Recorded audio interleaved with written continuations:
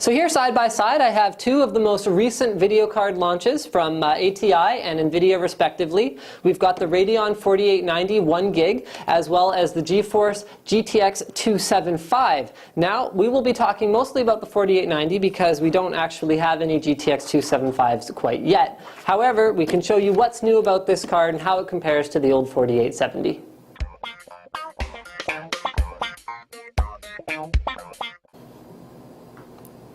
So here it is, up close and personal, the 4890. As you can see at the back, like most graphics cards these days, you've got two dual-link DVI connectors. Now you can adapt one of these for HDMI out, including sound output. And that's one new thing about the 4890. It'll do up to 7.1 sound out by the HDMI port. Then you'll find two crossfire connectors at the back. You only actually need one of these to connect it to one other card. And then at the very back of the card you'll see two 6-pin PCI Express power connectors. So they haven't changed the requirements from your power supply as far as connectors go from the 4870. Now it's a very similar looking card, but what they've done to change it most dramatically is actually under the hood.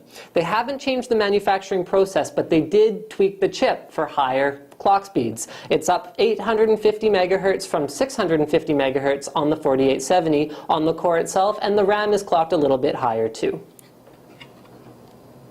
Now the big question on everyone's minds is, how does the 4890 compare to the other card that just recently launched, the 275? Now, talking to the editor over at Hardware Canucks, basically what he was saying in a nutshell: the 4890 and the 275 exchange blows, particularly at resolutions under 1920 by 1200. When you get up to 2560 by 1600, the GTX 275 really comes into its own. Something else to bear in mind is that the 4890 is slightly less expensive, and it does use less power while you're gaming. But the GTX 275 actually uses less power while you're just at the desktop, which the reality of it is you'll spend most of your time doing.